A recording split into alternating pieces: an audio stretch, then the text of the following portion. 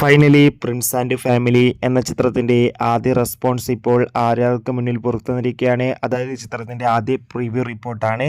വീഡിയോയിലേക്ക് വരുമ്പോൾ video like ചെയ്യുക, ചാനൽ സബ്സ്ക്രൈബ് ചെയ്യാൻ വേണ്ടി ശ്രമിക്കുക.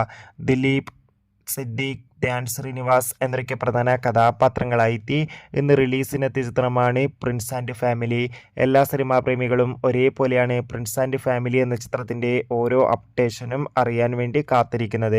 ഫൈനലി ചിത്രത്തിൻ്റെ ആദ്യ റെസ്പോൺസ്, അതായത് ചിത്രത്തിൻ്റെ പ്രിവ്യൂ റിപ്പോർട്ടൊക്കെ ആരാധകർക്ക് മുന്നിൽ പുറത്തുവന്നുകൊണ്ടിരിക്കുകയാണ്.